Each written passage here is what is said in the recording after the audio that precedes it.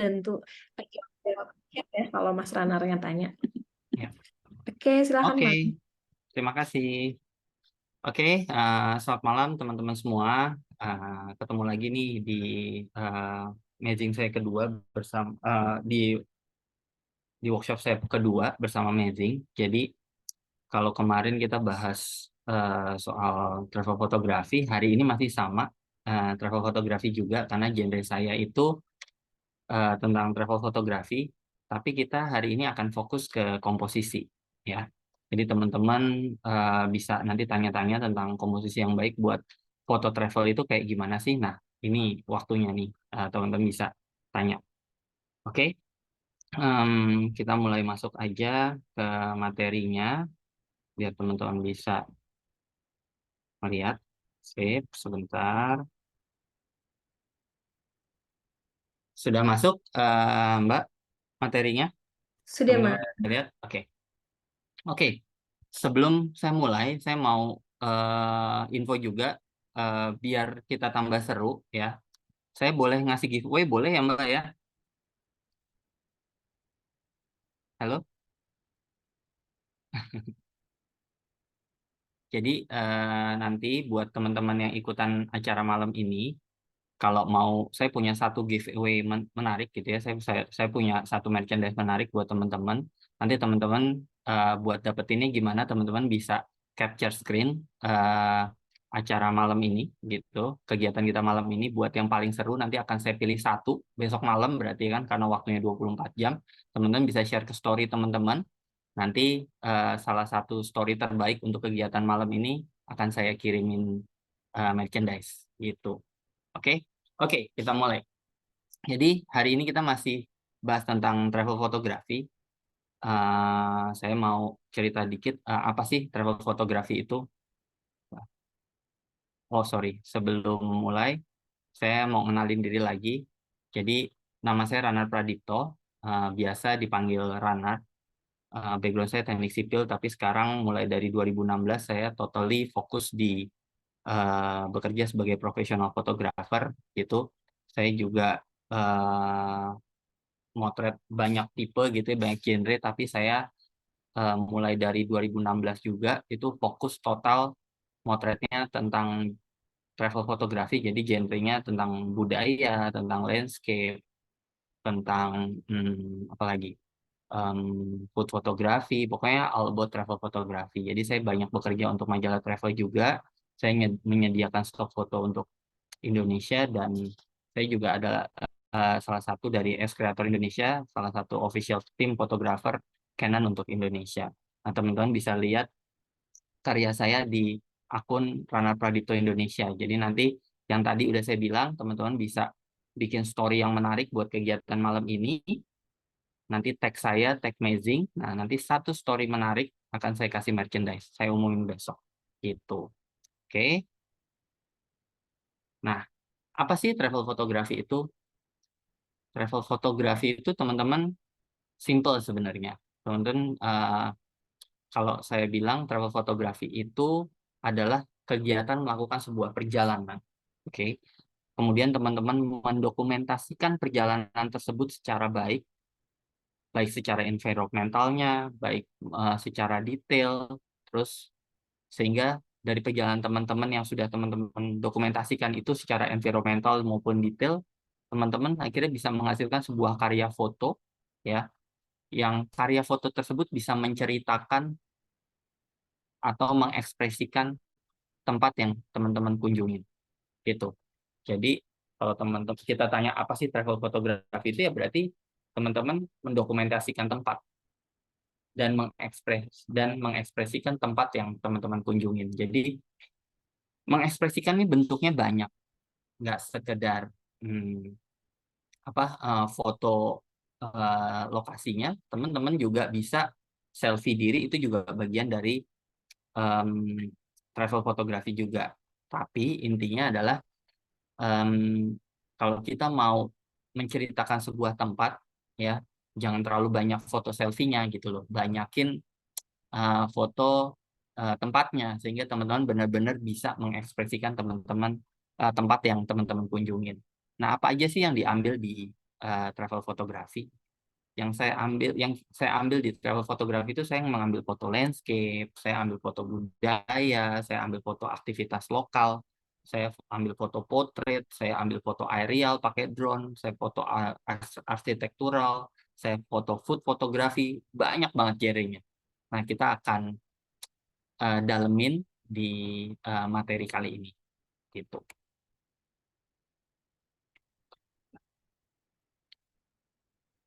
Oke.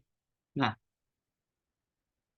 apa aja yang eh, paling penting kalau teman-teman pengen dapat sebuah foto travel yang bagus?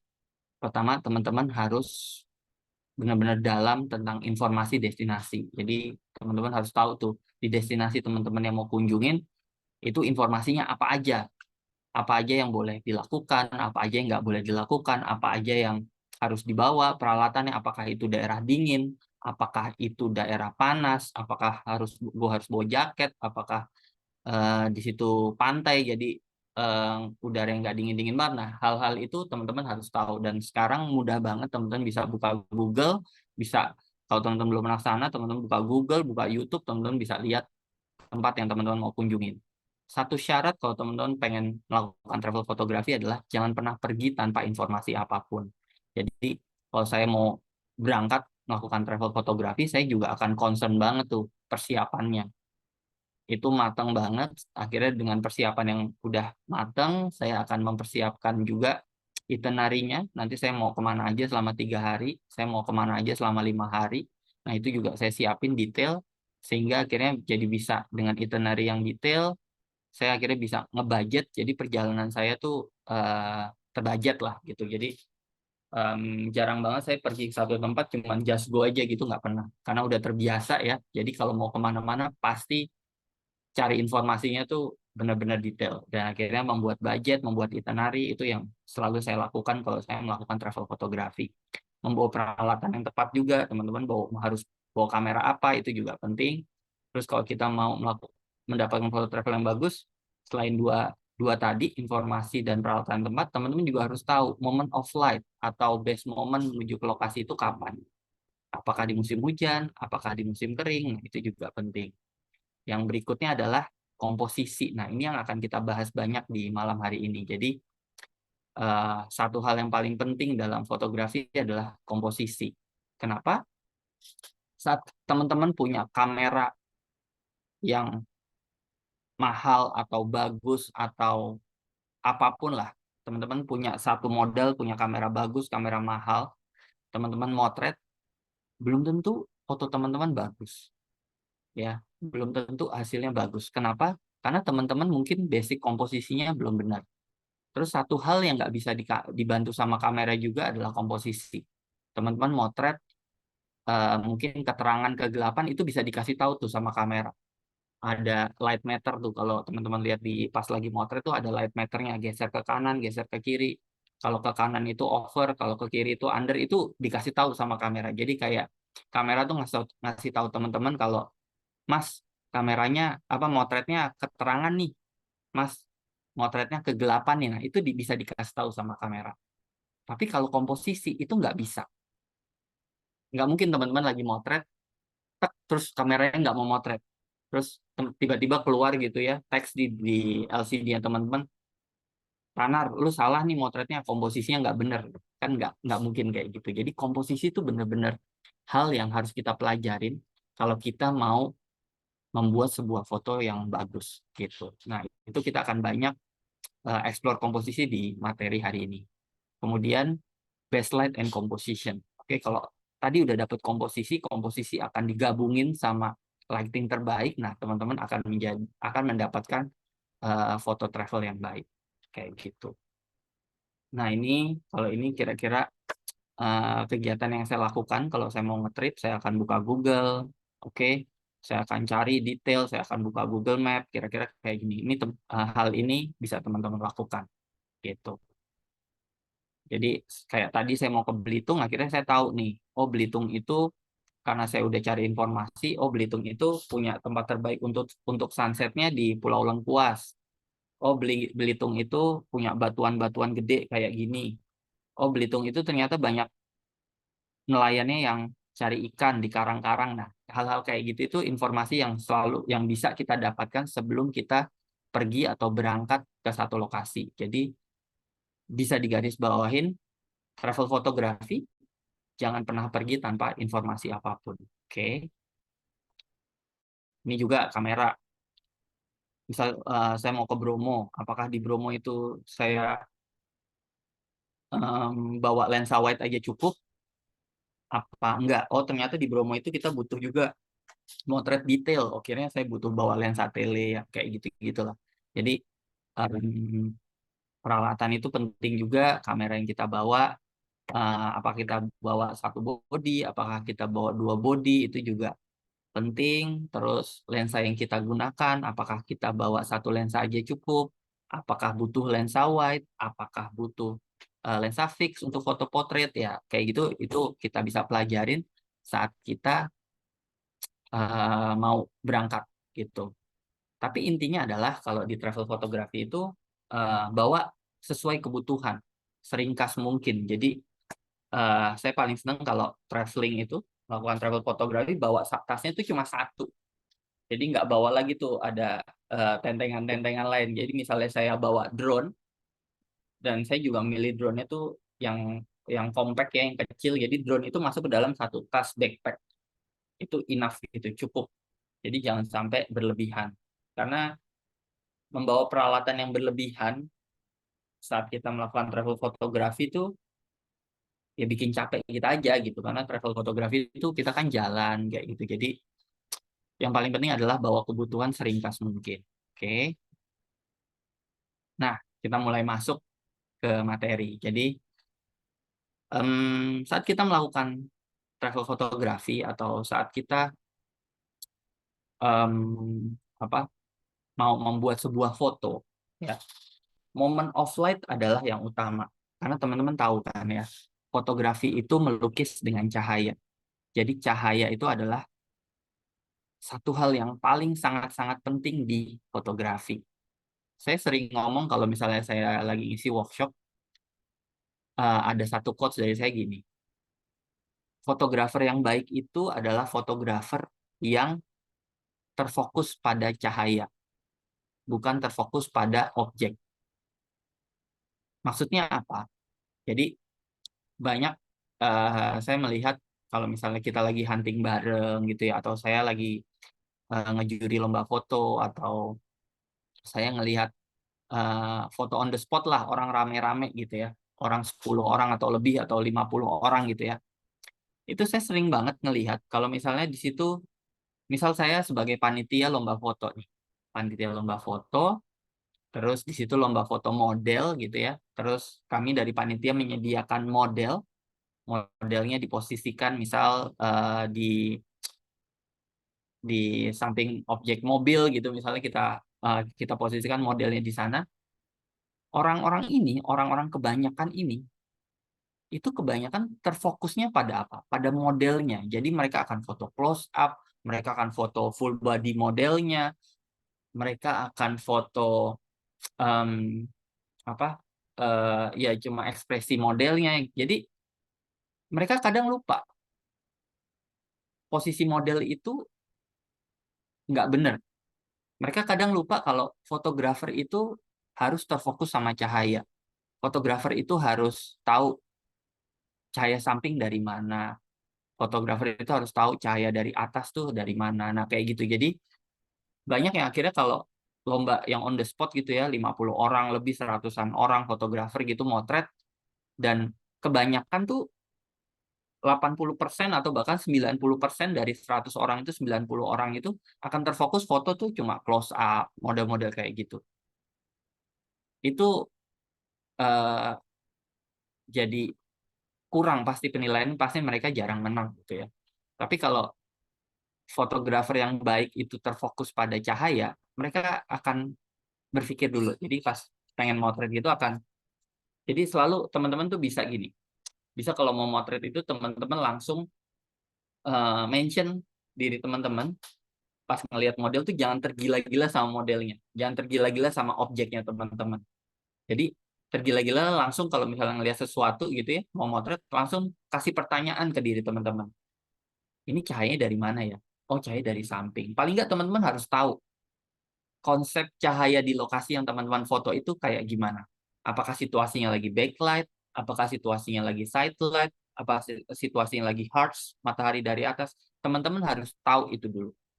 Setelah teman-teman tahu, itu teman-teman jadi bisa mikir, oh gue motretnya harus dari kanan nih, oh gue motretnya harus dari kiri nih, oh gue ngambilnya kasih ini aja nih sekalian gue bikin backlight sekalian nih. Nah, itu harus kayak gitu. Jadi fotografer yang terbaik adalah fotografer yang terfokus sama cahaya, bukan sama objeknya. Nah, dari cahaya akhirnya kita tahu yang namanya moment of light.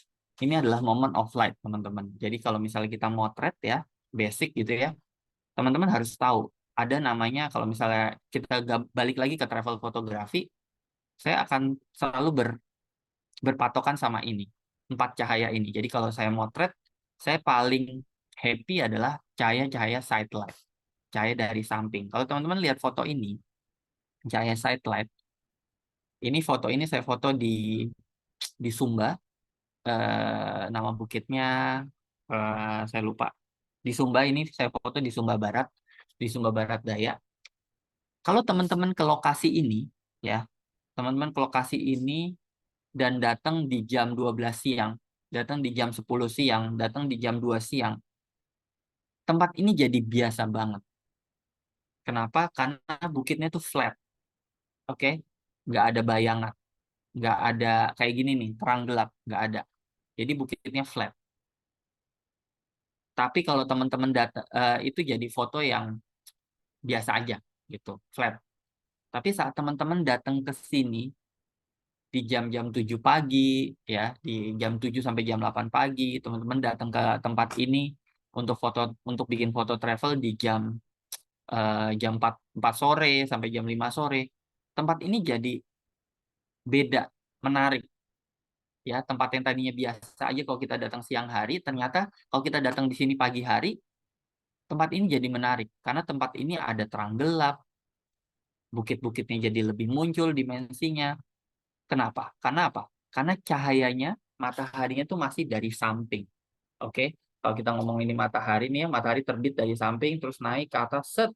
Ini lagi nggak enaknya nih, terus ke side light lagi. Nah, jadi tunggulah kalau lagi motor itu tunggulah pas matahari dari samping. Itu. Itu adalah momen yang paling saya sukain buat foto travel. Oke. Kedua, momen terbaiknya lagi kalau kita mau bikin foto travel yaitu waktu sunrise. Oke. Karena di waktu sunrise itu sunrise dan sunset lah. Waktu sunrise dan sunset itu langit itu berwarna dengan begitu sempurnanya dan dengan begitu kaya warnanya gitu. Dan yang terakhir, saya paling suka motret saat golden hour. Oke. Golden hour tuh apa? Golden hour adalah momen golden, momen yang kayaknya momen itu setelah sunrise dan masih momennya setelah sunrise dan itu kira-kira setelah sunrise atau sebelum sunset ya. Tapi momennya itu cuma sebentar, cuma kira-kira setengah jam lah paling lama gitu. Dan itu di mana waktu di mana lagi kuning-kuningnya. Nah, itu saya suka banget gitu. Oke, moment of light. Terus, nah, kita mulai masuk ke komposisi. Apa aja sih komposisi di travel photography? Yang pertama adalah rule of third, ya. Jadi kalau teman-teman pengen bikin foto travel yang baik, ini basic banget sih ya. Ini basic. Jadi eh, teman-teman harus tahu sama komposisi yang namanya rule of third. Apa sih rule of third itu? Rule of third itu membagi frame menjadi 3 bagian. Oke, jadi em, teman-teman saat motret ya, teman-teman harus bisa nih sudut pandang itu membagi frame menjadi 3 bagian. Jadi jangan saat saat teman-teman motret tuh jangan apa ya, jangan sampai nggak tahu komposisi ini. Jadi komposisi membagi frame menjadi 3 bagian. Jadi frame itu dibagi 1/3, 1/3, 1/3 gitu. Oke, teman-teman harus punya bayangan garis imajiner frame itu menjadi satu frame teman-teman itu menjadi 3 bagian gitu. Nah, 3 bagian yang tadi teman-teman bayangkan itu kalau kita pakai untuk foto landscape itu akan berguna banget karena akan menentukan ini foreground, midground, and background. Oke. Nah, ini akan kayak gini. Jadi kalau misalnya eh, teman-teman motret landscape ya, saat teman-teman sudah tahu namanya rule of third, teman-teman bisa menentukan seperti ini. Ada bagian foreground, ada bagian paling depan. Oke, ada bagian midground yang tengah-tengah sama background.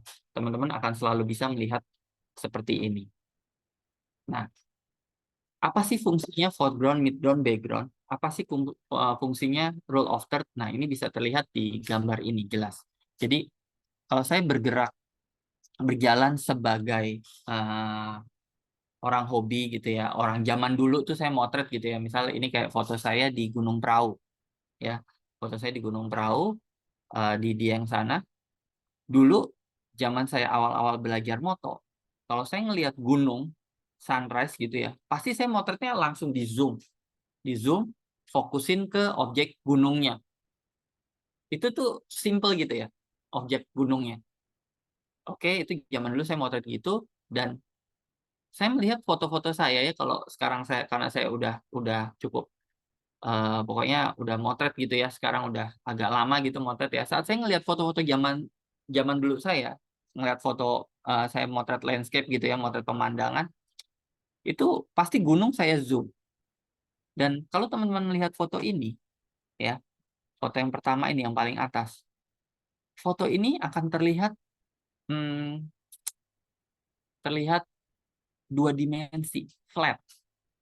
Oke, terlihat 2 dimensi, flat. Karena apa? Karena yang dipikirkan adalah background aja. Oke, karena yang dipikirkan adalah background aja. Jadi kalau misalnya teman-teman foto seperti ini, itu ya 2 dimensi gitu kalau cuma fokus ke gunungnya aja. Oke, tapi teman-teman bisa melakukan apa? Mulai menambahkan selain background, ya, selain objeknya itu, teman-teman bisa menambahkan midground. Jadi kalau foto ini kita zoom out gitu ya, mulai dimasukin nih bunga-bunga di depan, foto yang tadinya 2 dimensi seperti ini, mulai kelihatan begini.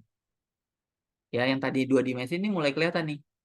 Ada bunga loh di depannya, gitu. Terus kita sambung lagi sama foto ini dibuat potret sekalian gitu kombonya. Jadi bunga yang di depan itu kita benar-benar masukkan ke dalam frame. Itu dari seperti ini benar-benar jadi begini. Jadi kita jadi tahu foto ini tuh ada yang objek dekatnya, ada objek yang middle-nya, ada yang background-nya. Dan foto ini jadi sangat berdimensi. Nah, itulah karena kita tahu rule of third, kita jadi tahu bagaimana membuat sebuah foto itu jadi berdimensi karena foto berdimensi itu selalu menarik, selalu bagus, selalu lebih enak dilihat gitu. Jadi teman-teman harus tahu bagaimana membagi frame menjadi 3 bagian. Kemudian teman-teman kalau misalnya foto landscape ya teman-teman harus bisa tentukan apa foreground-nya, apa midground-nya, apa background-nya gitu. Oke. Memilih foreground yang tepat menciptakan dimensi foto. Nah, ini juga penting ya teman-teman. Jadi sebagus-bagusnya foto landscape teman-teman, ya saat teman-teman nggak bisa memilih foreground yang tepat, fotonya itu akan jadi flat. Jadi pastiin kalau teman-teman lagi foto landscape, mau foto ini kebutuhan kebutuhan apa aja lah, pokoknya lagi foto landscape, teman-teman harus bisa menentukan apa nih foreground gua, apa nih foreground yang saya pilih, kayak gitu. Oke, masuk lagi. Nah, ternyata itu nggak berlaku sama, maksudnya ternyata itu nggak berlaku cuma sama foto landscape aja, ya. Ternyata memilih foreground yang tepat itu juga berlaku saat kita memotret manusia. Jadi kayak kayak gini, ya. Foto ini ya, kalau teman-teman lihat, foto ini jadi lebih menarik gitu ya. Waktu ini saya foto di Kerawang waktu itu lagi ada uh, acara gathering komunitas foto gitu, terus kita men-setting foto penari ya. Nah, ini pas lagi penarinya dandan, saya coba masuk ke belakang panggung, terus saya foto. Nah, tadinya saya foto itu saya close up ke bagian si perempuan ini aja. Saya close up, ternyata setelah saya close up, saya ngelihat ke kanan kiri, oh ternyata di belakang temboknya tuh ada yang masih dandan. Saya masukin dua orang, ya, dua frame tuh saya masukin. Dalam satu frame saya masukin dua subjek penarinya saya masukin. Terus udah itu dapat, jadi foto close up-nya dapat, foto dua subjeknya dapat, saya mulai mikir ide apa lagi. Oh, ternyata di dekat saya, di depan mereka ada yang lagi dandan juga. Oke, akhirnya saya masukkan, saya ambil kaca, saya masukkan foreground kaca, yang di dalam kacanya itu ada objek lain lagi yang lagi dandan, dan itu saya masukkan. Jadi dengan kita tahu itu gitu ya, dengan kita tahu foreground, dengan kita terbiasa motret itu foreground, midground, background, dan pengen bikin foto berdimensi, kita jadi terbiasa gitu. Jadi memaksimalkan apa yang ada gitu. Jadi kayak kita kalau udah sampai lokasi, kita selalu mikir foregroundnya apa ya, midgroundnya apa ya, backgroundnya apa ya. Terus bagaimana foto ini bisa jadi berdimensi ya, kayak gitu. Gitu ya. Jadi nggak berlaku cuma untuk foto landscape, buat foto-foto yang lain pun, kalau teman-teman paham sama konsep foreground, midground, background, teman-teman bisa aplikasikan. Gitu. Terus, nah ini juga. Nah ini bagian dari, masih bagian dari rule of third. Jadi ada di rule of third itu namanya, kalau saya bilang, object line. Apa sih object line itu? Apa sih object line itu? Object line itu adalah menempatkan objek kita saat kita sudah membagi frame kita menjadi 3 bagian, baik ke kanan kiri maupun ke atas bawah. Kita tempatkan objek itu di pertemuan antar garis. Jadi kita tempatkan objek itu di sini. Kayaknya simple ya, kayaknya mudah, tapi banyak sekali orang-orang itu kalau motret masih taruh objek itu di center, di tengah frame, di sini. Saat kita motret dan menempatkan objek kita di tengah frame kayak gini, ya teman-teman, ini akan bikin foto kita tuh sempit.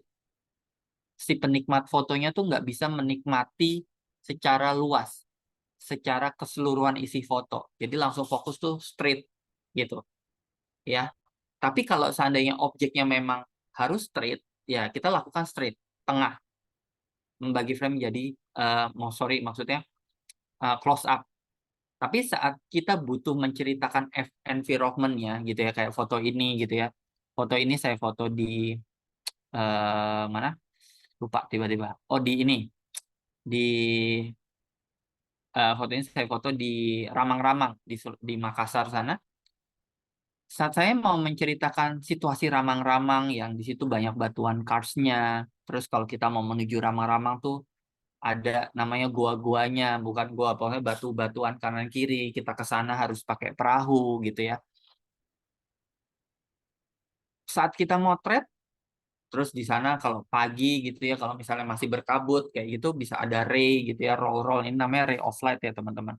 Garis-garis apa, cahaya-cahaya ini. Nah, saat saya akan bisa menceritakan keseluruhan cerita itu kalau saya nggak menaruh objeknya itu benar-benar di tengah gitu ya. Jadi saya taruh objeknya di pertemuan antar garis.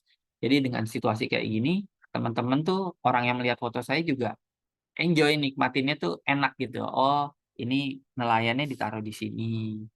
Oh, environmentalnya atau kegiatan sekitarnya seperti ini. Oh, ada cahayanya, ada apa, nah kayak gitu.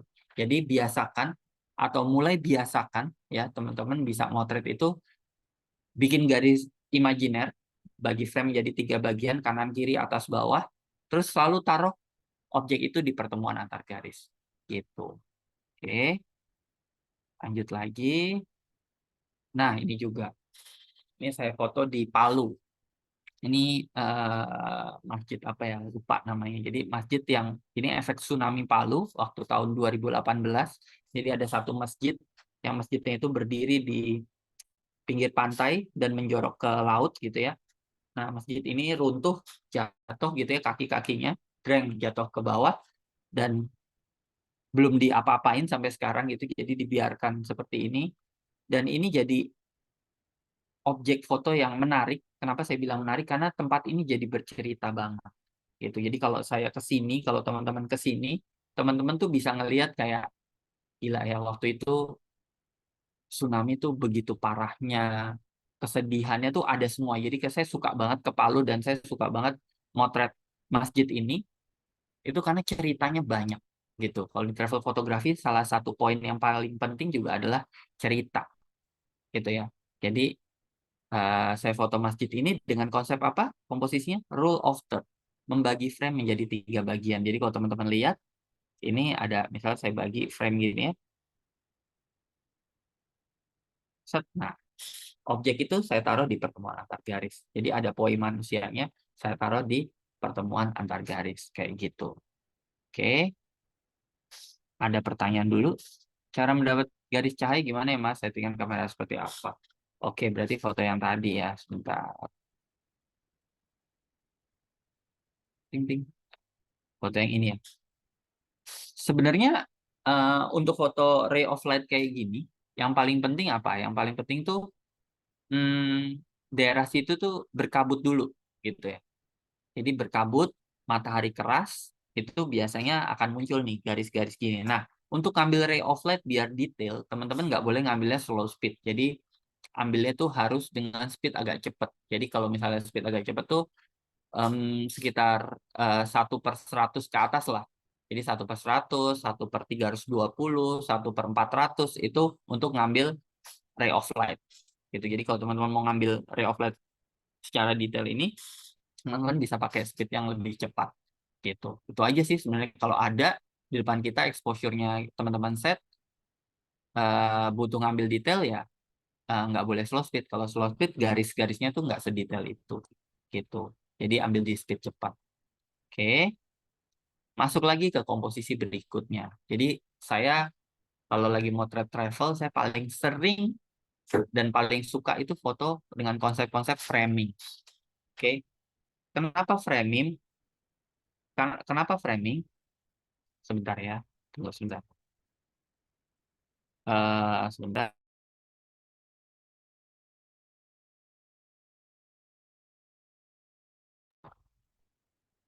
Jadi kenapa saya suka foto framing? Karena framing itu selalu membuat sebuah foto itu jadi beda.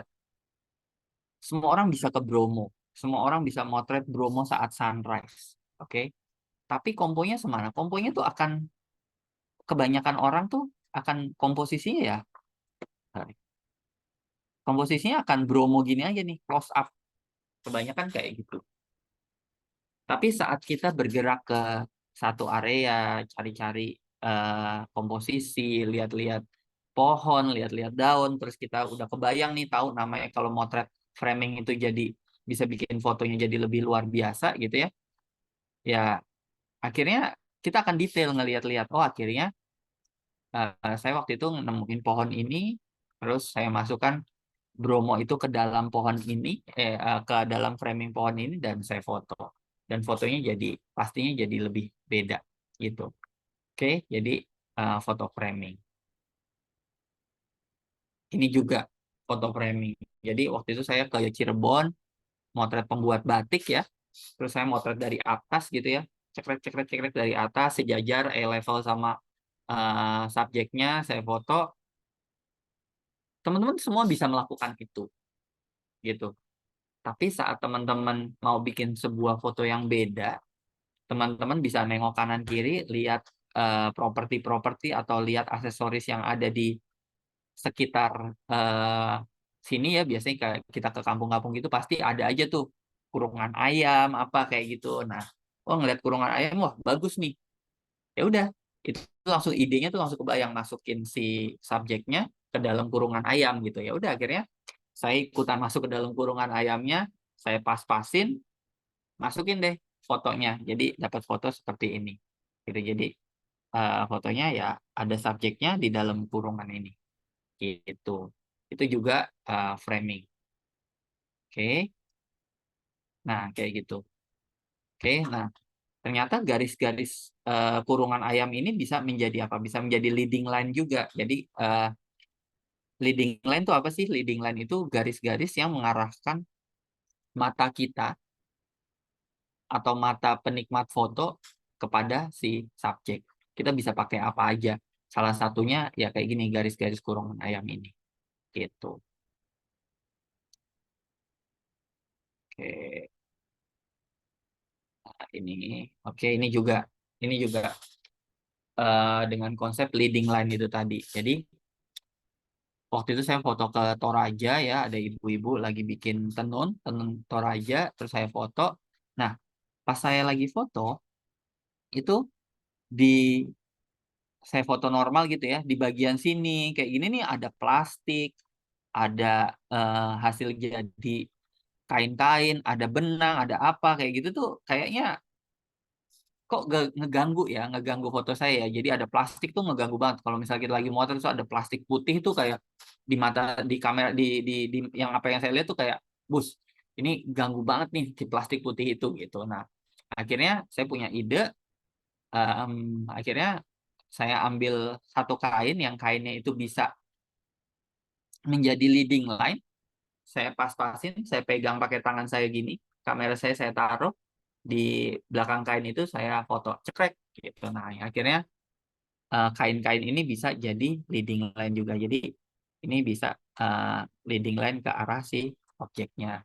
Ini juga leading line ini juga komposisi yang saya senang banget kalau misalnya motret karena foto travel itu adalah sebenarnya foto-foto yang sederhana. Maksudnya sederhana tuh foto travel itu harus foto-foto yang mudah dinikmatin. Karena target kita adalah mengajak orang untuk datang. Dan yang orang untuk datang itu nggak cuma fotografer, tapi banyak orang awam, traveler, orang yang cuma suka jalan-jalan itu saat ngelihat foto-foto kita sebagai fotografer tuh pengennya kalau mereka lihat foto itu jadi pengen, wah, gue juga pengen nih ke sana gitu. Nah, itu adalah salah satu esensi dari foto travel. Makanya foto travel tuh harus mudah dipahamin kayak gitu. Oke, lanjut lagi. Nah, ini juga. Jadi foto travel itu selain mudah dipahamin, foto travel itu harus ikonik. Nah, makanya dengan kita memaksimalkan tadi konsep tadi framing, leading line ya, teman-teman lihat ini tuh framing.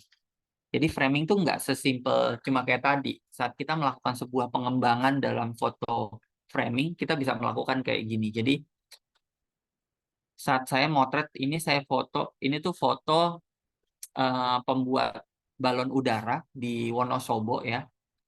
Tapi saya foto itu pas lagi dibuat. Jadi kalau dibuat mereka akan bikin balon udaranya itu ditiup ya, maksudnya ditiup angin gitu, akhirnya ngembang gede. Nah pas udah ngembang tuh kita bisa masuk ke dalamnya. Nah ini ya mereka ngembanginnya pakai kipas angin gini. Terus balon udaranya udah gede ngembang, kita bisa masuk ke dalam. Nah udah saya izin masuk ke dalam, terus saya motret aktivitas mereka gitu. Jadi di foto ini yang mau diceritakan adalah semua lengkap. Ini adalah pengembangan dari konsep tadi. Jadi saat kita udah paham namanya framing, kita paham sama yang namanya leading line, akhirnya kita bisa nambahin lagi. Di foto kita itu namanya figure to ground. Itu juga bagian dari komposisi. Jadi framingnya ini framing. Ini adalah framing. Oke. Leading line-nya apa? Ini leading line. Ini leading line nih. Garis-garis ini tuh leading line. Semua leading line. Mengarahkan ke objeknya. Ini leading line. Oke. Ini leading line. Terus dan leading line itu posisinya di mana? Di figure to ground. Ini area putih ini, area paling terang ini adalah figure to ground. Nah, jadi kalau kita udah paham framing, paham leading line, akhirnya kita bisa men-setting kita tempatkan objeknya tuh di mana ya? Oh, di figure to ground, di area paling terang. Ya udah, saat kita tempatkan objeknya di area paling terang, fotonya akan jadi menarik. Kayak gitu. Oke, nanti untuk lebih jelasnya soal figure to ground ya, ini karena figure to ground itu adalah konsep-konsep pengembangan dari komposisi basic. Teman-teman bisa ikutin di kelas berikutnya nanti yang di kelas advance-nya Itu akan menarik banget gitu. Oke, kita lanjut lagi. Komposisi berikutnya, fill the frame. Jadi kalau kita motret, biasakan fill the frame. Saya juga suka komposisi ini, apalagi kalau saya lagi motret menggunakan lensa tele. Saya selalu, imajinasi saya adalah banyak membuat foto-foto fill the frame. Jadi membuat frame-nya tuh ketat dan jelas. Tadi saya bilang, foto travel itu harus foto-foto yang mudah dipahami. Jadi kalau teman-teman kayak bikin foto travel terlalu art, itu juga susah dipahamin. Karena penikmat foto travel itu nggak cuma fotografer aja, orang awam, traveler, kayak gitu, itu adalah klien-klien kita yang ngeliatin foto kita. Makanya saya suka banget em, apa motret dengan konsep fill the frame. Nah, ini contoh foto fill the frame. Jadi saya motretnya itu benar-benar close up ya. Jadi saya motret itu benar-benar close up.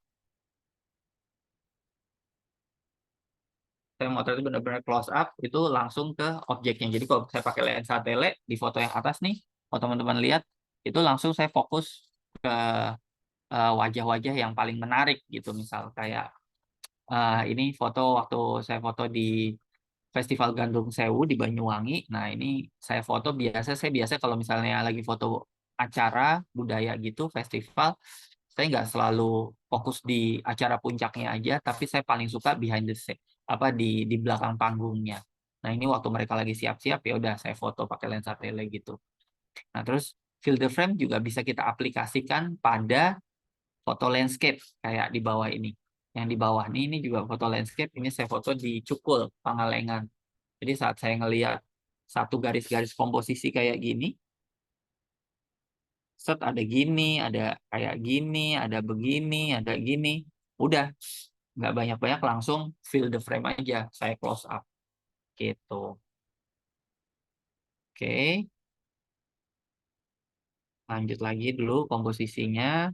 Fill the frame. Nah, fill the frame bisa saya pakai untuk foto-foto kayak gini. Nah, ini beberapa koleksi foto-foto saya terhadap foto-foto wajah Indonesia. Nah, ini saya memotret semua ini dengan konsep fill the frame, close up.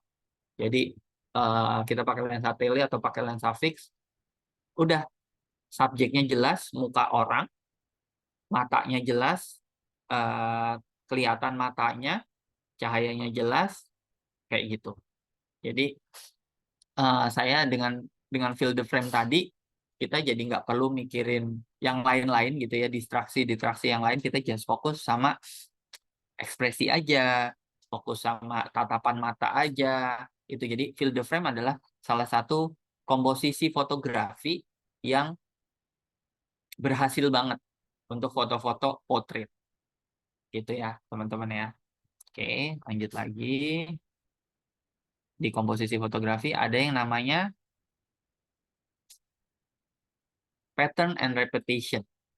Jadi mata manusia itu selalu tertarik sama yang namanya pengulangan. Jadi kalau kita ngomong fotografi, mata manusia itu selalu tertarik sama yang namanya pattern. Oke. Nah, pattern tuh banyak hal bisa jadi pattern. Salah satunya orang baris. Kayak foto ini saya ambil kemarin di HUT TNI kemarin di Monas. Kebetulan karena itu acara bagus banget, akhirnya saya datang ke sana dan saya prepare pakai lensa tele. Saya bisa dapat foto-foto kayak gini. Pattern banyak banget pattern. Kenapa? Karena banyak orang baris dan baris itu biasanya rapih. Nah, itu udah di komposisi fotografi itu adalah pattern. Oke, dan pengulangan. Jadi ada pattern yang mengulang terus. Itu tuh menarik.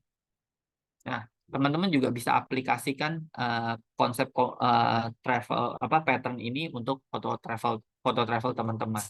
Nah, kalau teman-teman udah ngambil patternnya, jangan lupa broke the pattern, rusak pattern itu. Jadi kayak foto yang sebelah kiri ini saya ambil di Vietnam. Ini foto orang lagi jemur hiyo gitu ya, lagi jemur yang buat dibakar itu hiyo, dan saya ambilnya waktu itu di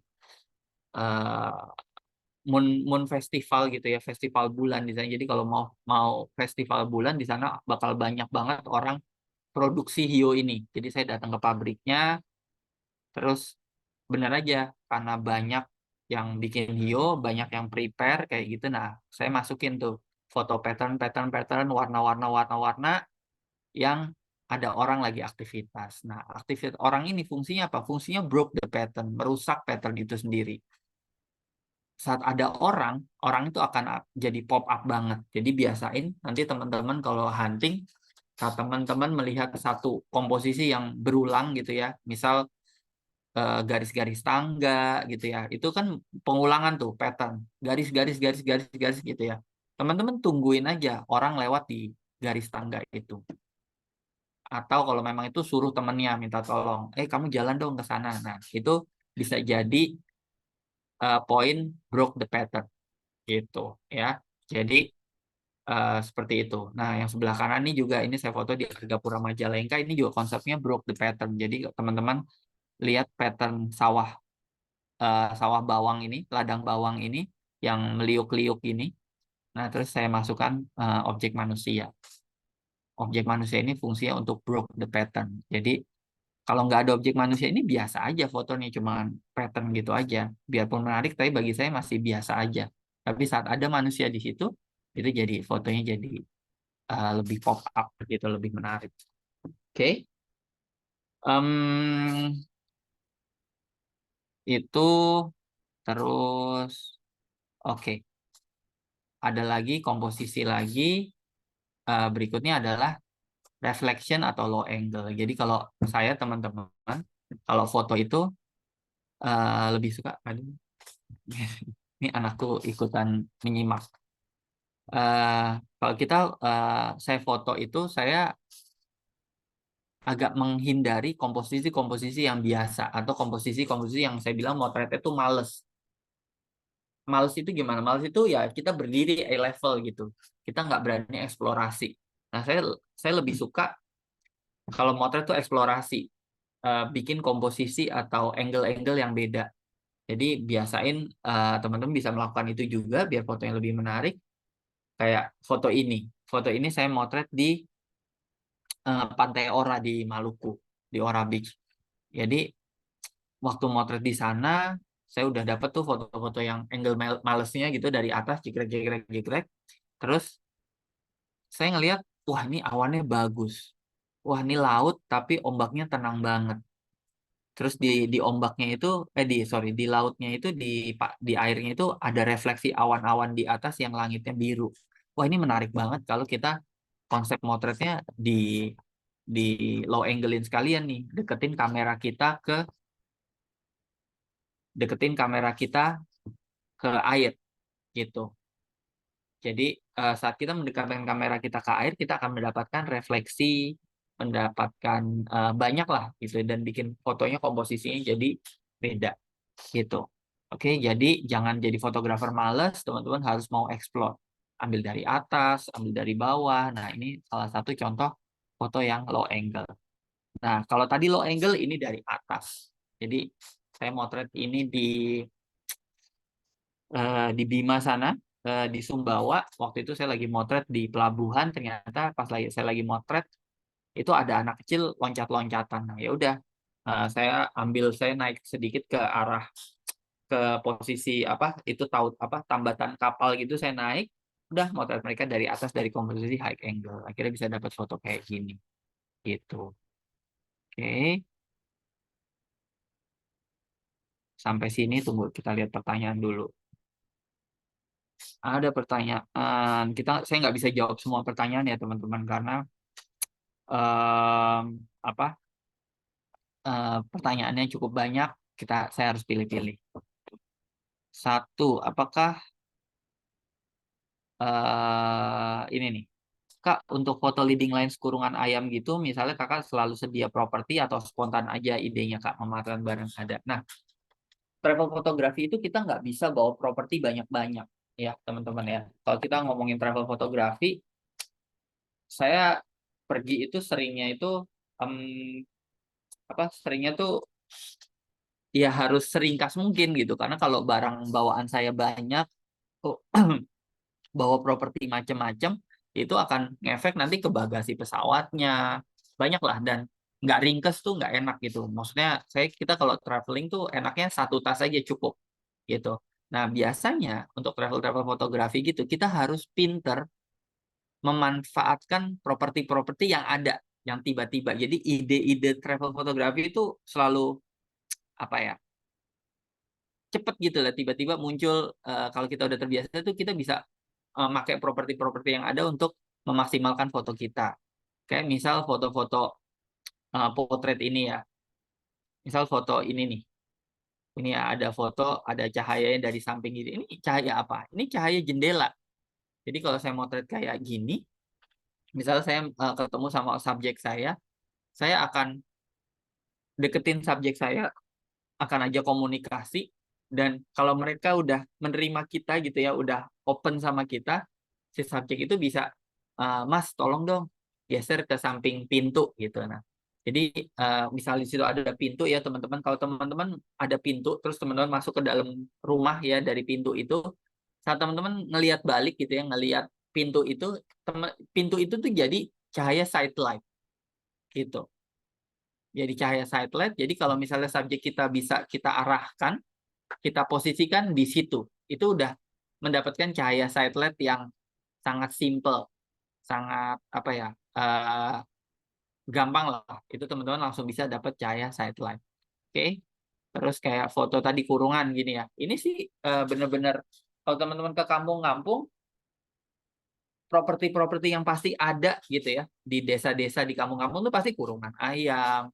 Terus pasti suka ada ini apa, bambu-bambu gitu, apa, anyaman-anyaman bambu bisa jadi foreground. Kalau kita motret pembuat tenun kayak gini, teman-teman bisa maksimalin kayak gini kain tenunnya atau corak-corak kayak gini kan, itu udah menarik gitu loh. Saat kita memanfaatkan itu, masukin jadi foreground, itu jadi fotonya beda gitu.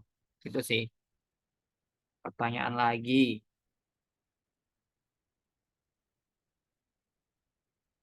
Ada nih yang nanya, Bang, hal yang membedakan sama street fotografi itu apa aja? Jadi kalau kita foto travel, itu ada yang foto travel itu kita boleh ngedirect. Jadi kayak foto-foto ini nih, ini semua foto ini pasti saya direct.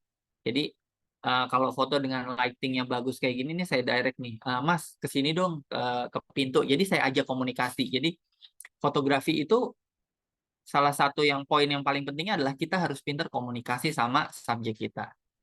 Kita nggak boleh jadi orang yang nggak bisa bergaul, nggak boleh jadi orang yang nggak bisa in gitu sama subjek kita, nggak bisa, pokoknya mereka menolak kita lah. Kita harus jadi orang yang easy going, happy, ketemu, halo, senyum kayak gitu. Nah itu biasanya lebih mudah kita untuk akhirnya mendirect, akhirnya kita bisa men-set posisi subjek kita dengan cahaya yang baik. Tapi kalau teman-teman nggak bisa melakukan itu, teman-teman bisa melakukan dengan pendekatan street photography.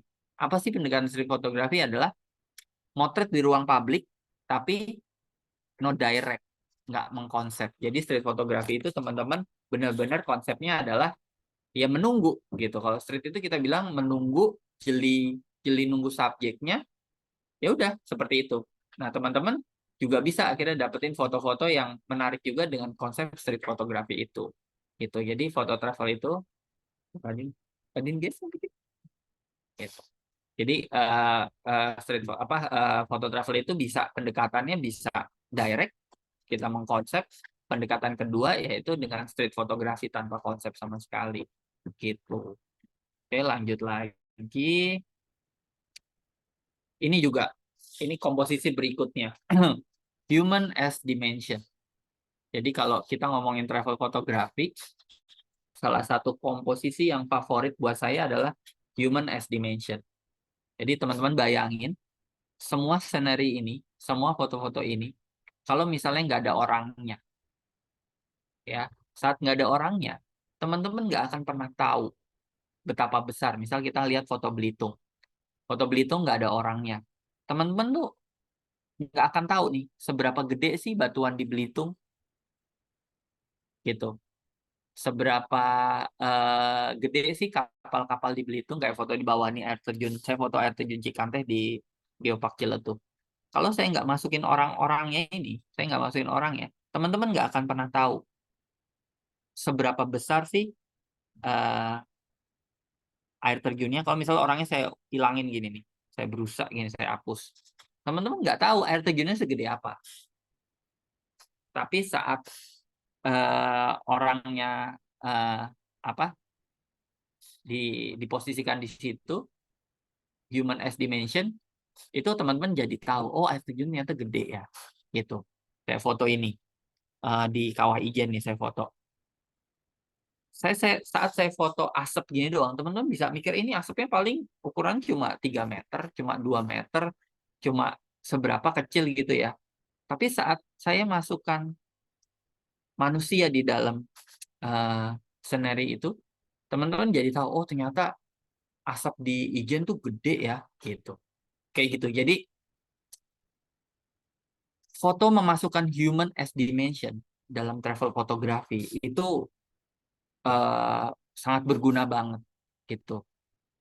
Jadi memasukkan manusia ke dalam subjek foto, ke dalam frame foto kita itu tuh kalau di travel fotografi itu berhasil banget lah, gitu. Jadi kalau saya kayak saya butuh saya mau ngirim foto buat majalah gitu ya, dan saya majalah itu fotonya temanya lagi tentang landscape alam kayak gitu-gitu. Nah, saat dalam landscape foto landscape itu saya masukkan aktivitas manusia di dalam situ atau saya masukkan orang, itu jadi fotonya jadi lebih bercerita. Untuk konsep foto travel jadi lebih berhasil gitu teman-teman. Oke, terus ini juga sebentar ya teman-teman ya.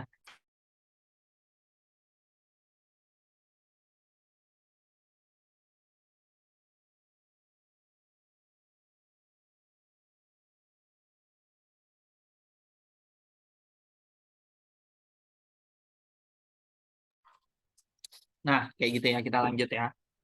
Jadi em, memasukkan objek manusia dalam satu scenery landscape kita itu bakal bikin foto travel kita lebih berhasil. Kayak foto ini juga. Kalau saya nggak masukin apa? Kalau saya nggak masukin manusia di dalam frame foto ini, teman-teman nggak tahu betapa besarnya batu di sana, betapa gedenya ombak di Gigi Hiu, itu nggak pernah tahu. Tapi saat kita masukkan manusia, nah ini jadi berhasil. Jadi foto travel tuh kayak gitu, mudah dipahamin. Saat orang ngelihat, oh langsung ceritain tuh langsung jelas gitu loh. Oh ternyata batuannya gede ya. Oh ternyata ombaknya kencang juga ya di Gigi Hiu Lampung. Oh ternyata di sana ada aktivitas nelayan juga ya kayak gitu. Oke, seperti itu. Coba kita lihat chat, ada pertanyaan nggak ya?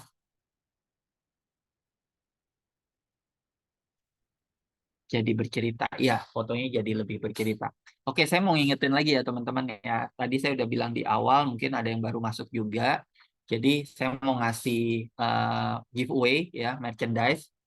Satu merchandise untuk satu story terbaik. Jadi jangan lupa kegiatan malam ini teman-teman rangkum atau bikinlah story-story yang menarik. Nanti teman-teman eh, masukin apa konten teman-teman itu ke story story Instagram teman-teman, terus tag saya, IG saya Rana Pradipto Indonesia, sama tag Mezing juga.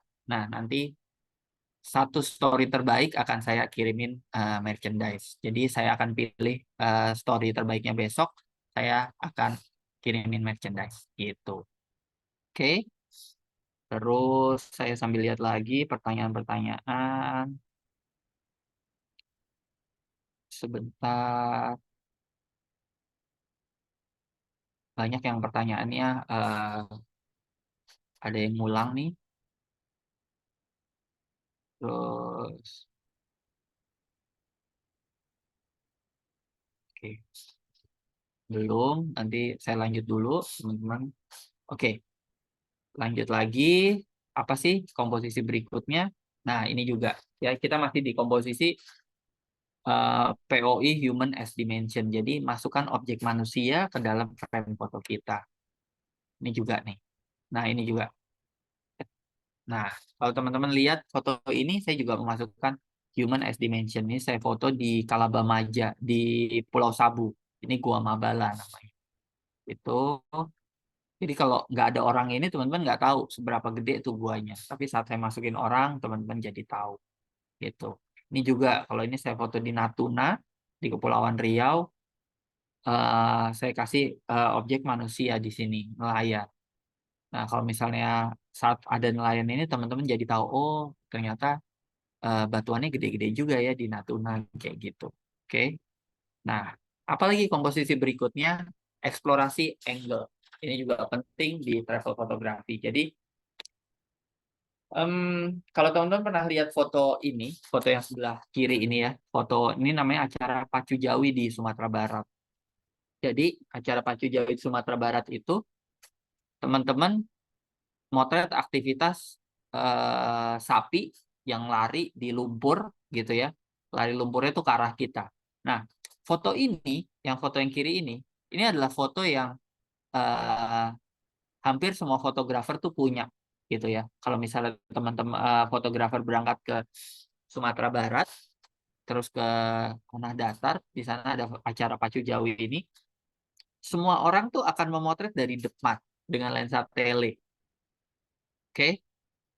Seandainya foto ini dimasukkan ke lomba, apalagi kalau lomba itu pas saya gitu lah jadi juri gitu ya. Saya ngeliat foto kayak gini, ini foto ini bagus. Cuma ribuan orang punya, banyak banget orang punya gitu.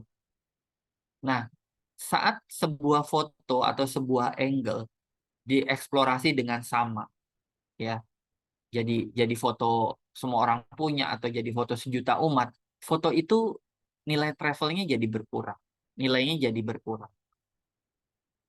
Nah, kalau karena nilai berkurang ya kalau misalnya diikutin lomba jadi nggak bisa menang gitu. Fotonya itu jadi biarpun itu bagus jadi biasa aja.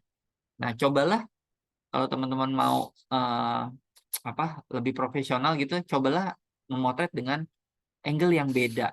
Jadi kalau kebanyakan orang semua pakai lensa tele dan foto dari depan, cobalah teman-teman motret dengan konsep yang begini. Jadi fotonya dari atas pakai lensa wide. Nah, itu akan fotonya beda. Biarpun pastinya lebih sulit pastinya. Tapi saat teman-teman dapetin fotonya, teman-teman akan dapetin foto yang beda dan nilai fotonya akan lebih bagus gitu. Jadi eksplorasi angle itu juga penting. Oke, berikutnya. Nah, ini tadi, ini juga penting. Jadi kalau kita uh, motret travel dengan situasi yang kita bisa ngebayangin situasinya, tapi saat kita sampai di lokasi itu akan banyak banget hal-hal yang bisa mendistrak kita, mengganggu kita, atau bisa jadi potensi bikin fotonya bagus. Jadi teman-teman harus bisa, kalau mau punya foto travel yang bagus, harus terbiasa untuk belajar melihat panggung. Oke? Apa sih maksudnya panggung gimana? Maksudnya panggung tuh kayak gini. Panggung itu teman-teman bisa ngelihat di tempat itu ada something atau ada tembok yang warna-warni nggak sih gitu loh. Jadi ada warna-warni, warna itu adalah panggung. Jadi saat teman-teman datang ke satu lokasi, ingat 3 poin ini. Ya, teman-teman datang ke suatu festival, ke suatu kegiatan acara budaya, atau teman-teman biasanya di acara budaya sih. Saat teman-teman datang ke satu lokasi dan teman-teman bingung apa yang pengen teman-teman foto, teman-teman pegang 3 hal ini. Teman-teman melihat warna, cari warna-warna yang menarik. Teman-teman lihat garis-garis. Garis itu bentuknya nggak cuma lurus ya, bisa bulat-bulat, bisa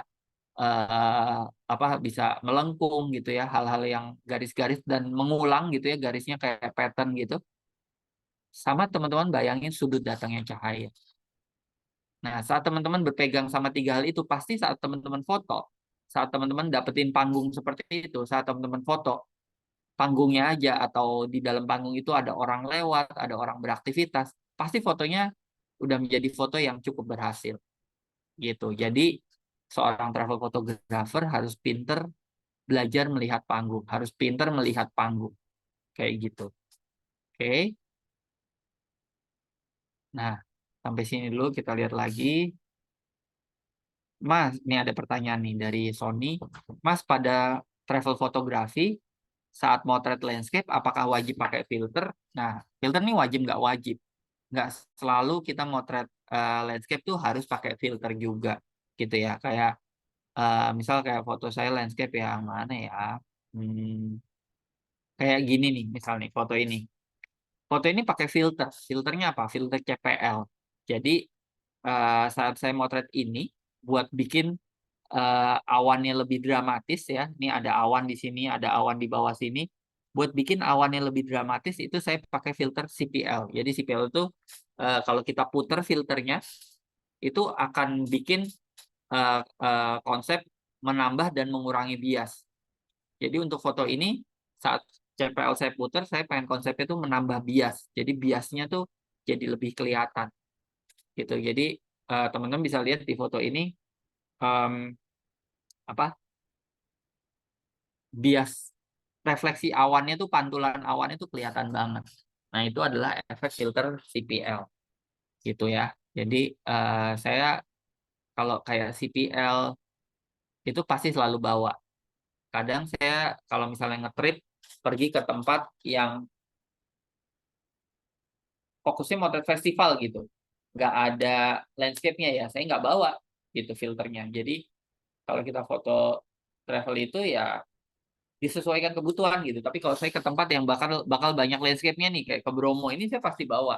Jadi filter saya pakai filter GND, kayak foto ini saya pakai filter GND, GND-nya GND yang soft gitu ya. Itu saya pakai untuk bikin foto ini biar lebih balance. Jadi fungsinya filter GND itu buat bikin exposure-nya tuh benar-benar seimbang. Karena kalau kita motret langit dan di langit itu ada sumber cahaya kayak sumber cahaya matahari, biasanya kalau kita foto tuh langitnya, misal kita foto langitnya lagi posisi di langit itu ada sumber cahaya, itu bisa langitnya tuh wash out, putih, over, objeknya eh, apa jelas, apa objeknya ya jelas. Terus habis itu kita edit lagi, bukan edit tapi kita ubah settingan kamera kita lagi, objeknya langitnya jelas sekarang, nggak wash out, nggak putih, tapi objeknya jadi siluet. Nah, itu juga akhirnya kita butuh menggunakan filter. Jadi filter itu dipakai setengah-setengah, teman-teman bisa ngelihat di Google atau ikut ke next kelas saya nanti dijelasin sama Amazing kapannya. Itu yang kita lebih advance. Nah, itu saya akan jelasin bagaimana kebutuhan filter itu untuk foto-foto landscape dan travel gitu. Jadi saya akan eh, banyak menjelaskan tentang itu nanti di kelas yang berikutnya gitu. Oke, lanjut lagi dulu biar selesai materinya. Hmm, Oke, akhirnya good travel photo atau travel foto yang bagus, foto travel yang baik itu tergantung sama apa? Tergantung sama cahaya, tergantung sama komposisi, dan tergantung sama momen gitu. Ini kayak beberapa foto saya. Nah, ini saya foto di Bromo. Foto ini konsepnya adalah saya dapat nih best light and komposisi. Jadi best light, saya motret di momen terbaik. Saya motret foto ini itu di momen terbaik yaitu di momen sunrise. Ya, Bromo terkenal sama sunrise-nya. Ini saya foto pas sunrise. Dapat sunrise-nya bagus. Terus mataharinya nggak over karena saya pakai pakai filter gitu ya, ketahan pakai filter. Terus komposisinya juga bagus. Di sini ada pattern, jadi ada layer-layer yang mengulang. Ini udah bisa dibilang pattern juga. Terus komposisinya ada apa lagi di sini? Oh, ternyata di sini ada komposisi rule of third juga, menempatkan objek di pertemuan antar garis, membagi frame menjadi 3 bagian, kira-kira kayak gitu.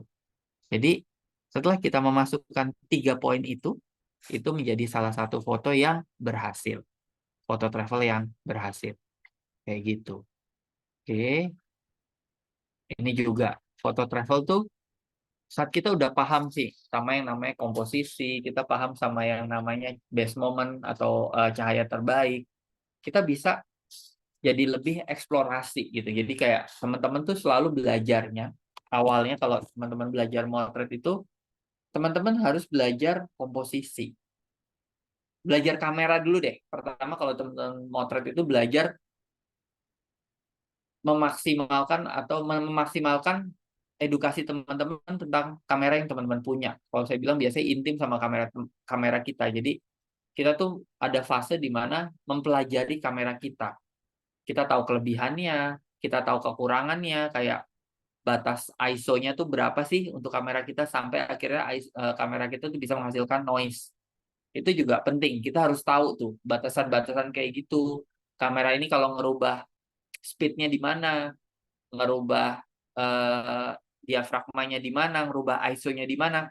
Itu tuh kalau teman-teman mau ngomong profesional, teman-teman harus bisa pas lagi motret, teman-teman udah tahu fotonya nggak kegelapan, fotonya nggak keterangan, fotonya nggak shake, fotonya tajam, itu teman-teman udah harus tahu. Jadi jangan setiap habis motret selalu ngelihat hasil lagi, jangan kayak gitu. Saat teman-teman masih kayak gitu, masih belum pede sama hasil jepretan teman-teman, teman-teman belum bisa dibilang yang saya bilang lebih ke tahap profesional. Kalau teman-teman mau profesional, teman-teman harus pahamin dulu tuh basic itu, gitu. Banyak banget basic fotografi itu di YouTube, di Google. Teman-teman juga bisa tanya ke teman-teman, ke komunitas teman-teman, sama teman-teman yang udah lebih lama motret kayak gitu bisa. Atau nanti DM ke saya mau tanya-tanya, bisa banget. Kalau saya bisa jawab pasti saya jawab, gitu. Nah, setelah teman-teman melalui fase basic, tahu exposure, bikin foto itu nggak keterangan, nggak kegelapan, tajam, teman-teman naik lagi ke tingkat berikutnya.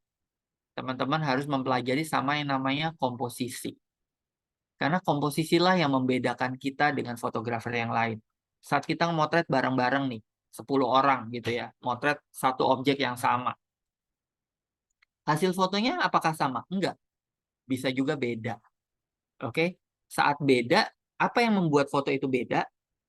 Karena teman-teman punya background komposisi yang berbeda-beda. Ada orang yang belajar komposisi itu begitu dalam, wah dia bisa bikin fotonya nyentrik banget, komposisinya keren banget.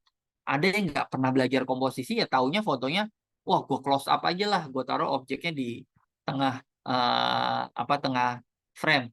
Ada yang kayak gitu. Jadi kepekaan teman-teman untuk tahu komposisi ya itu penting banget. Nah, yang beberapa komposisi yang udah saya share ini adalah komposisi yang basic lah yang harus kita tahu ya. Jadi mungkin waktunya nggak cukup, kita bisa ketemu lagi di pertemuan berikutnya.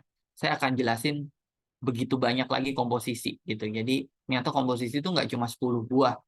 Banyak lagi komposisi di fotografi itu mungkin ada bisa sampai ratusan juga gitu ya, hampir 110-an lah, paling nggak 90-an komposisi yang udah saya pelajarin tuh ada aja gitu. Jadi komposisi basic itu harus kita pahami dulu. Oke, kayak gitu. Nah, saat teman-teman sudah belajar komposisi, teman-teman sudah tahu exposure, teman-teman sudah tahu arah datangnya cahaya, udah jadi fotografer yang konsepnya fokus terhadap cahaya, tidak terfokus sama objek, teman-teman bisa eksplorasi. Akhirnya eksplorasi dengan membuat sebuah foto yang unik dan berbeda gitu ya. Kalau tadi kita konsep bikin fotonya pengennya tajam, tajam, tajam gitu ya. Teman-teman akhirnya bisa juga nih bikin foto yang kayak gini gitu. Ini saya foto pas Festival Gandrung Sewu. Jadi di Festival Gandrung Sewu itu karena itu tarian kolosal ribuan penari ya. Itu akhirnya saya mau bikin foto yang beda. Konsep bedanya gimana? Saya pengen bikin foto yang sedikit nyeleneh kayak long exposure, slow speed kayak gini. Jadi setelah saya dapat banyak foto yang udah tajam, saya rubah settingan kamera saya jadi speednya saya bikin sekitar 1/30, terus f-nya sama ISO-nya menyesuaikan. Jadi konsepnya biar agak slow speed, saya foto untuk membuat foto kayak gini. Saya punya konsep ada objek yang bergerak, ada satu yang steady diem. Nah, foto ini nggak sekali jepret.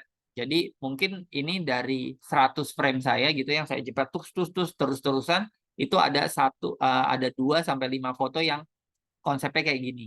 Jadi ada penarinya yang lagi diem karena ini nggak kita setting ya. Jadi tiba-tiba penari itu ada aja yang diem. telat gitu ya, telat bergerak, dia diam, yang lainnya bergerak. Nah, itu adalah konsep-konsep bikin foto unik dan beda gitu. Oke, ini ada penjelasan apa? Ada ini lagi. Em, Pertanyaan, lebih baik motret pakai viewfinder atau langsung dari layar? Dua-duanya sama aja. Dulu saya zaman DSLR, saya motret selalu pakai viewfinder. Sekarang ternyata zamannya udah beda. Ada kamera HP, ya kan? Ada selain kamera HP, ada mirrorless yang mirrorless itu what you see, what you get. Jadi kalau teman-teman motret, teman-teman merubah exposure gitu ya, itu langsung berubah sendiri di LCD-nya tuh udah mengikuti. Jadi kalau saya tetap melakukan dua-duanya gitu. Oke, sesuai kebutuhan aja. Lanjut lagi materinya. Ini juga foto yang dipikirkan gitu. Jadi setelah kita tahu komposisi, kita tahu lighting, kita tahu momen, kita bisa membuat foto-foto kayak gini. Ini kayak foto saya bikin di Bromo itu pas saya bikin foto konsep, mengkonsep kuda, 30 kuda di Bromo. Itu saya hitung lightingnya, saya bikin konsep backlight, jadi foto kayak gini. Nah, untuk lebih detailnya, nanti teman-teman pengen tahu eh, apa bagaimana proses-proses yang seperti ini, karena waktunya juga nggak bisa lama-lama gitu ya, kita bisa gabung ke sesi berikutnya di workshop yang selanjutnya. Ini juga, ini foto yang berdasarkan berhitung juga. Jadi tadi saya bilang, seorang travel photographer harus pintar menemukan panggung. Nah ini adalah, waktu itu saya motret di Asmat, di Papua sana, tiba-tiba saya dapat panggung kayak gini. Ini panggung nih, ada tempat, ada ininya, ada pelanginya. Wah udah panggung banget nih, keren banget. Tinggal saya mikir nih, karena pelangi itu nggak terlalu lama ya, mungkin hitungannya menit, mungkin 15 menit, 10 menit, nah kayak gitu. Bagaimana dalam 10 menit itu kita harus mendapatkan objek. Panggungnya udah ada, pelangi gitu. Tinggal gue harus dapat objeknya. Akhirnya saya waktu itu cepat buru-buru pelabuhan.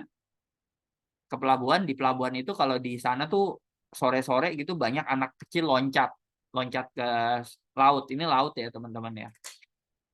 Ya udah, akhirnya karena banyak loncat, udah senang banget nih. Ada pelanginya, ada anak-anak kecil loncat. Udah saya explore beberapa foto. Akhirnya ada satu foto yang menurut saya suka banget dapat foto kayak gini. Ada anak kecil loncat di atas saya posisinya agak low angle, jadi akhirnya bisa dapat foto kayak gini. Gitu. Ini juga, ini foto di Papua juga, menarik juga, fotonya juga bercerita. Nah, itu juga adalah efek dari kita tahu komposisi dan lain-lain. Ini juga kita setelah dapat komposisi, kita jadi tahu harus berdiri di mana saat motret sebuah festival. Nah, ini akhirnya saat kita berdiri di tempat yang tepat saat motret festival, kita bisa dapat foto seperti ini gitu. Oke, ini juga salah satu foto travel yang berhasil juga gitu ya. Ini foto saya di Festival Sumba sana di acara Pasola di Sumba Barat. Nah, saya dapat foto perang kuda seperti ini tapi dapat refleksi air. Nah, ini juga berdasarkan kita tahu cahaya dari mana, kita tidak terfokus sama objeknya karena banyak banget waktu lomba ini. Jadi ini waktu itu di acara Pasola ini ada lomba ya, ada lomba on the spot yang ngundang fotografer nasional ya dari mana-mana. Banyak banget fotografer yang fokusnya ke objek kudanya aja. Nah, karena saya berpedoman motret itu, fotografer yang baik itu tidak terfokus sama objek, tapi terfokus sama cahaya. Akhirnya yang saya pikirin di kepala saya adalah saya cari cahayanya dulu. Cahayanya dari backlight. Oke, saya dapat cahaya backlight, saya cari panggungnya. Oh, ada genangan air, itu tuh panggung. Oke, dapat genangan air. Oke, udah saya nunggu di situ. Akhirnya di depan saya ada aktivitas perang ininya apa? Perang kudanya itu. Gitu. Jadi lebih detailnya teman-teman bisa gabung nanti yang kelas komposisi berikutnya. Gitu. Oke, nah ini kira-kira banyak banget komposisi yang belum saya share dan akan saya share nanti di kelas berikutnya. Jadi kayak teman-teman belum ketemu sama yang namanya motion blur gitu ya. Terus teman-teman belum tahu yang namanya negative space, itu juga menarik banget untuk travel fotografi. Teman-teman juga ada yang namanya komposisi warna, rule of komposisi warna. Bagaimana kita bikin sebuah foto tuh kita tahu komposisi warnanya ada dari hard apa dari hangat ke dingin yang kayak gitu. Ada lagi di fotografi yang saya suka di travel fotografi, rule of odds. Jadi ternyata foto tuh nggak selalu harus rapih. Saat ada pengganggu-pengganggu di foto kita itu jadi menarik. Nah, itu akan saya jelaskan di pertemuan kita berikutnya. Gitu. Oke. Sepertinya itu aja yang bisa saya jelasin malam ini. Karena waktu juga, jadi em, ada beberapa pertanyaan yang belum bisa saya jawab, teman-teman. Mungkin teman-teman nanti bisa bisa nge-DM saya atau kita bisa bahas lagi lebih lanjut atau kita bisa ketemu di pertemuan berikutnya. Gitu. Itu Oke. aja, Mbak. Oke, Silahkan. terima kasih Mas Ranar untuk waktunya. Jadi teman-teman kalau pengen belajar lebih dalam nih sama Mas Ranar, padahal Mas Ranar baru ngejelasin di eh, free class aja, tapi udah ini banget ya, udah daging banget gitu ya, udah detail banget. Nah, kalau teman-teman pengen ikut di masterclass-nya, ntar bisa di tanggal 30 Oktober ya teman-teman ya. Untuk masterclass-nya Mas Ranar ini, dia lanjutan dari pembahasan hari ini, dan untuk biayanya itu di 100.000. Jadi ntar teman-teman pasti bakal lebih dapetin eh, apa ya, tips and triknya lah ya Mas ya, lebih dalam Yap, lagi betul. juga. Jadi buat teman-teman boleh banget di join nih di tanggal 30 Oktober dengan biaya 100.000. Nanti juga Mas Ranar infoin ada giveaway gitu ya, jadi boleh banget langsung dilakuin, siapa tahu teman-teman jadi salah satu Ya, yang jangan beruntung. lupa ya, tadi giveaway-nya tuh. Apa story-nya. Teman-teman bisa tag Mazing, tag saya, nanti satu story terbaik besok malam saya umumin dapat merchandise. Nggak Ah, apa-apa ya, Mbak ya? nggak apa-apa Mas, boleh banget. Oke. Oke, sekali lagi karena waktunya sudah habis nih Mas, terima kasih ya Mas udah berkenan untuk sharing bareng teman-teman Musing, dan juga udah meluangkan waktunya. Sampai ketemu di masterclass ya Mas ya. Ya, Mungkin sampai ketemu saya ya izin. teman-teman di Mm-mm. masterclass berikutnya. Oke, mungkin saya izin untuk end live untuk semuanya ya Mas Oke, ya. ya. Makasih banyak Oke. teman-teman. Semoga bermanfaat. Bentar, aku stop recording dulu. Yes. Oke.